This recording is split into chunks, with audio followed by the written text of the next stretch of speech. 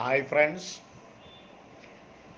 ഇന്ന് all Soyinka എന്ന് പറയുന്ന ഒരു വെസ്റ്റ് ആഫ്രിക്കൻ പോയിറ്റിൻ്റെ വളരെ പ്രസിദ്ധമായ ഒരു കവിതയാണ് telephone conversation.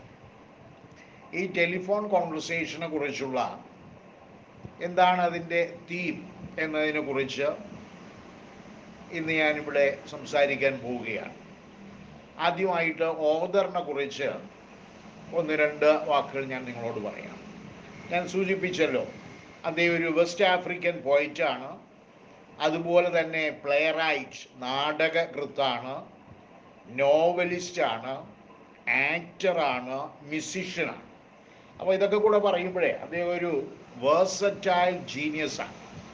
A West African versatile genius. അതുമാത്രമല്ല, അദ്ദേഹത്തിന് 1986 നൊബേൽ പ്രൈസ് ലഭിച്ചിട്ടുണ്ട്. വേറൊരു പ്രത്യേകത കൂടെ ഉണ്ട്.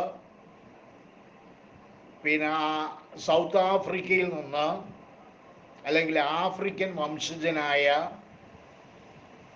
നൊബേൽ പ്രൈസ് നേടുന്ന ആദ്യത്തെ ആളും ഈ ഓൾ സോയിങ്കയാണ്. അദ്ദേഹത്തിൻ്റെ നമ്മൾ ഡിസ്കസ് ചെയ്യുന്ന പോയുണ്ടല്ലോ ടെലിഫോൺ കോൺവെർസേഷൻ, അത് കമ്പോസ് ചെയ്യപ്പെടുന്നത് 1962 1962 it is written in a humorous way. It's about racial discrimination. അപ്പോൾ കവിത വളരെ ഹാസ്യാത്മകമായിട്ടാണ് അവതരിപ്പിച്ചിരിക്കുന്നത്. ഇതിൻ്റെ തീം എന്താണെന്ന് ചോദിച്ചാലുണ്ടല്ലോ, റാഷ്യൽ ഡിസ്ക്രിമിനേഷൻ, വർണ്ണവിവേചനം. ആഫ്രിക്കക്കാർ നാളിതുവരെയും ഇപ്പോഴും അനുഭവിച്ചുകൊണ്ടിരിക്കുന്ന ഏറ്റവും വലിയ സാമൂഹിക വിപത്താണ് വർണ്ണവിവേചനം. വർണ്ണത്തിൻ്റെ പേരിൽ, കറുത്തവൻ എന്ന പേരിൽ അവർ അനുഭവിക്കുന്ന സ്വാഭാവികമായ പ്രയാസങ്ങൾ, അവഹേളനങ്ങൾ, ഇതിനെക്കുറിച്ചൊക്കെ ഹാസ്യരൂപേണ നമ്മുടെ കവി അവതരിപ്പിക്കുക. അദ്ദേഹത്തിന് വളരെ ശക്തിയായിട്ട് അത് അവതരിപ്പിക്കാൻ കഴിയും. കാരണം ഇങ്ങനെയുള്ള ഡിസ്ക്രിമിനേഷന് വിധേയനായി പല പ്രാവശ്യം വെള്ളക്കാരിൽ നിന്ന്, വെളുത്ത വംശജരിൽ നിന്ന് ഒരുപാട് പ്രാവശ്യം അവഗണനയും പുച്ഛവും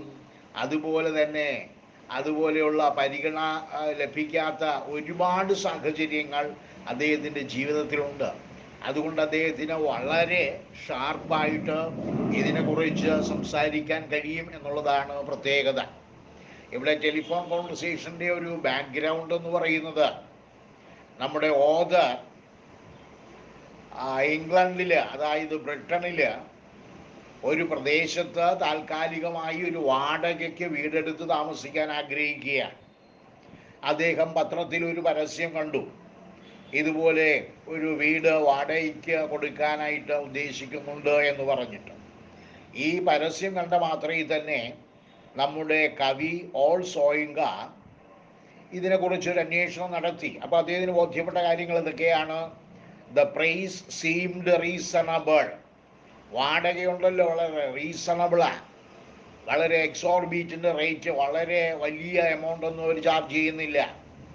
ലൊക്കേഷൻ, ഈ വാടക വീട് സ്ഥിതി ചെയ്യുന്ന സ്ഥലം ഇദ്ദേഹത്തിൻ്റെ തൊഴിലുമായി ബന്ധപ്പെട്ട യാത്രയ്ക്ക് വളരെ അക്സസിബിൾ ആയിട്ടുള്ള ഒരു സ്ഥലം തന്നെയാണ്. അതുകൊണ്ട് അതും അദ്ദേഹത്തിന് വളരെ ഉപകാരപ്രദമായി തോന്നി. പിന്നെ വേറൊരു നേട്ടം എന്ന് പറയുന്നത്, ഈ ഹൗസ് ഓണറായ ലേഡി താമസിക്കുന്നത് ഈ കോമ്പൗണ്ടിലല്ല, ഈ വാടക വീട്ടിൻ്റെ കോമ്പൗണ്ടിലല്ല. സ്വാഭാവികമായിട്ട് ഹൗസ് ഓണറും ഈ വാടകക്കാരനും ഒരേ കോമ്പൗണ്ടിലാണെങ്കിൽ സ്വാഭാവികമായ വിഷയങ്ങളുണ്ടാകാം, ചെറിയ ചെറിയ വിഷയങ്ങളുണ്ടാകാനുള്ള സാധ്യതയുണ്ട്. ഈ ഹൗസ് ഓണറാണെങ്കിൽ വളരെ അകലെയാണ് താമസിക്കുന്നത്. അപ്പോൾ എല്ലാം കൂടെ ആയപ്പോൾ ഉണ്ടല്ലോ, നമ്മളെ ഓൾ സോയിങ്ക എന്ന് പറയുന്ന വീട് വാടകയ്ക്കെടുക്കാൻ ആഗ്രഹിക്കുന്ന ആളിന് വലിയ സന്തോഷം തോന്നി. ഇത് എനിക്ക് ഉചിതമായ പ്ലേസാണ്, റെൻ്റ് ആണെങ്കിൽ റീസണബിൾ ആണ്, വേറെ പല കാരണങ്ങൾ കൊണ്ട് ഇത് വളരെ നല്ലതാണെന്ന് തോന്നിയുകൊണ്ട് ഇദ്ദേഹം ഇതിൻ്റെ ഹൗസ് ഓണറെ ഫോണിൽ ബന്ധപ്പെടുക. അപ്പം നിങ്ങളൊരു സംശയം ഉണ്ടാക്കുക, എന്തുകൊണ്ട് ഇദ്ദേഹത്തിന് നേരിട്ട് ബന്ധപ്പെട്ടുകൂടാ? കാരണം ഇദ്ദേഹത്തിന് ഒരുപാട് അനുഭവങ്ങളുണ്ട്. കറുത്തവനായതുകൊണ്ട് തന്നെ പല പ്രദേശങ്ങളിലും വെള്ളക്കാരുടെ വീടുകളൊന്നും വാടകയ്ക്ക് പോലും ഇവർക്ക് കൊടുക്കാറില്ല. ഒരു യാത്ര വെറുതെ ചെയ്യണ്ടല്ലോ എന്ന് വിചാരിച്ചു. അതുകൊണ്ട് അദ്ദേഹം വിളിച്ച് ചോദിച്ചിട്ട് പറയുകയാണ്, അതായത് ഒരു കൺഫെഷൻ നടത്തി, ഒരു കുമ്പസാരം നടത്തി. മാഡം,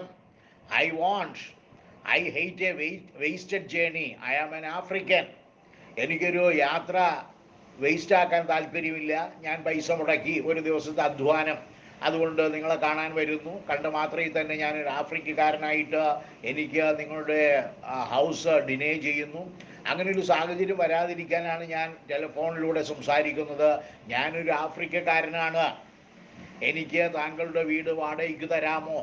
താങ്കൾക്ക് അഭിപ്രായ വ്യത്യാസം ഉണ്ടെങ്കിൽ ഫോണിലൂടെ അറിയിക്കുക.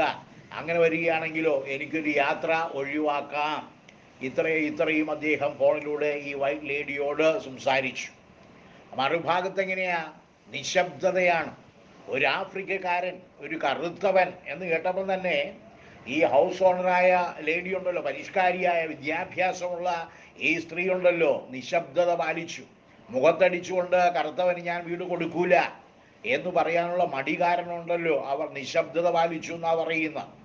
Silenced transmission of pressurised good breeding. അങ്ങനെ അവർ നിശബ്ദത പാലിക്കാനുള്ള കാരണം എന്താ? അവരുടെ ഗുഡ് ബ്രീഡിങ് ആണ്. She got very good education. She was born in a aristocratic family, so that she maintained decency.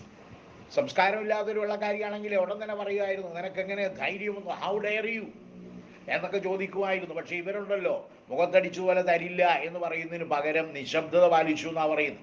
എന്നിട്ട് ഈ മനുഷ്യനെ, അതായത് നമ്മുടെ കവിയെ സഹായിക്കണമെന്ന് അവർക്കുണ്ട്. അതുകൊണ്ട് അവർ ഒരു താണ ശബ്ദത്തിൽ ചോദിക്കുകയാണ്. അവർ ചോദിച്ചത് എങ്ങനെയാ? ഇങ്ങനെ, അതായത് are you light or very dark? അപ്പോൾ നിങ്ങൾ ആഫ്രിക്കക്കാരനാണെന്ന് പറഞ്ഞല്ലോ, അപ്പോൾ ഒരു കാര്യം കൂടെ ഒന്ന് പറയാമോ?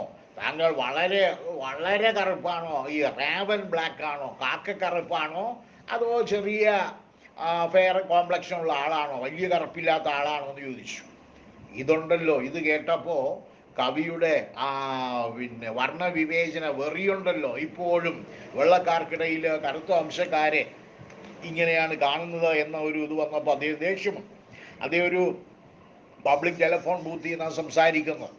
അവിടെ പിന്നെ ബട്ടൺ എ ഉണ്ട്, ബട്ടൺ ബി ഉണ്ട്. ബട്ടൺ ബി പിടിക്കിയാൽ ഡിസ്കണക്ട് ചെയ്യപ്പെടും ആ കോൾ. എ ആണെങ്കിൽ കണക്ട് ചെയ്യപ്പെടും. എന്തായാലും അദ്ദേഹം ഡിസ്കണക്ട് ചെയ്യാൻ ആഗ്രഹിക്കുന്നില്ല. അദ്ദേഹം അത് കണക്ട് ചെയ്യാൻ തന്നെ തീരുമാനിച്ചു. കാരണം ഈ ലേഡിയോട് നല്ല രണ്ട് വർത്തമാനം പറയണം.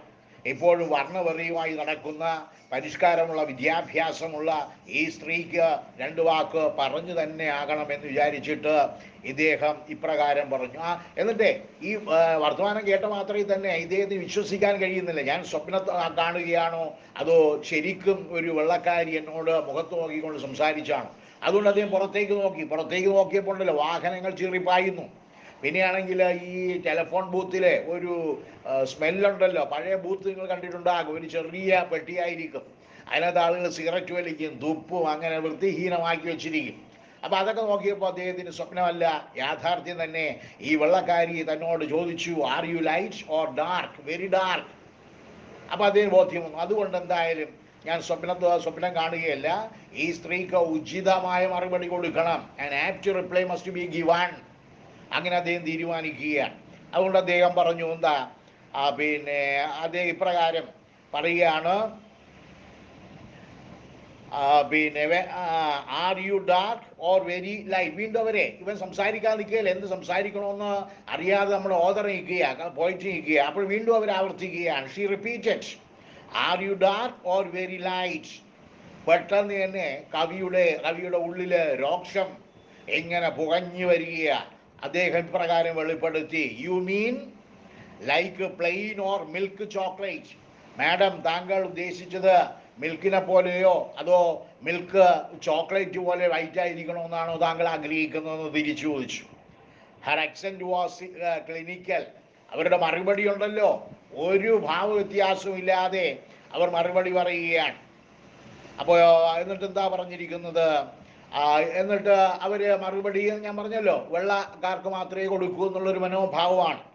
ആ സമയത്ത് വീണ്ടും ഇദ്ദേഹത്തിന്റെ കളറിനെ കുറിച്ച് പറയാ. എൻ്റെ കളറുണ്ടല്ലോ വെസ്റ്റ് ആഫ്രിക്കൻ സേപ്പിയെ പോലെ ഇരിക്കുന്ന പറയുന്നത്. വെസ്റ്റ് ആഫ്രിക്കൻ സേപ്പിയ, നല്ല കറുപ്പാണ് ഞാൻ, വെസ്റ്റ് ആഫ്രിക്കൻ സേപ്പിയെ പോലെയാണ് ഞാൻ എന്ന് ഇദ്ദേഹം പറഞ്ഞു. യഥാർത്ഥത്തിൽ ഈ വെസ്റ്റ് ആഫ്രിക്കൻ സേപ്പിയ എന്നൊക്കെ പറഞ്ഞാൽ ഈ സ്ത്രീക്ക് അത്ര വലിയ പിടിയില്ലായിരുന്നു. അപ്പോൾ അങ്ങനെ ഇവൻ ഡാർക്ക് എന്ന് പറഞ്ഞു വരികയാണ്. അടുത്ത് ഡൗൺ ഇൻ എന്നിട്ട് പറയുക, ഇതെല്ലാം ഞാൻ എൻ്റെ പാസ്പോർട്ടിൽ സൂചിപ്പിച്ചിട്ടുണ്ട്. കവി പറയുക, എൻ്റെ പാസ്പോർട്ടിൽ എൻ്റെ കളറിനെ കുറിച്ചും വർണ്ണത്തിനെ കുറിച്ചും വർഗത്തിനെ കുറിച്ചും ഒക്കെ സൂചിപ്പിച്ചിട്ടുണ്ടല്ലോ എന്ന് പറയുക. അപ്പോൾ എന്തായാലും ആ സ്ത്രീ അങ്ങ് ഞെട്ടിത്തരിച്ചു പോയി. ഈ പാസ്പോർട്ടിൽ കളറ് കാര്യങ്ങൾ എന്നൊക്കെ കേട്ട്. എന്നിട്ട് ഇദ്ദേഹം അതായത് വെസ്റ്റ് ആഫ്രിക്കൻ സേപ്പിയാണ് എൻ്റെ കളർ എന്നൊക്കെ പറഞ്ഞു. അപ്പോൾ ആ സ്ത്രീ ഉണ്ടല്ലോ, ഇത് കളറ് വ്യക്തമായില്ല, വളരെ ഡാർക്കാണോ ലൈറ്റാണോ വൈറ്റാണോ എന്ന് തിരിച്ചറിയാതെ അവരിങ്ങനെ ഒരു കൺഫ്യൂഷനിൽ നിൽക്കുകയാണ്.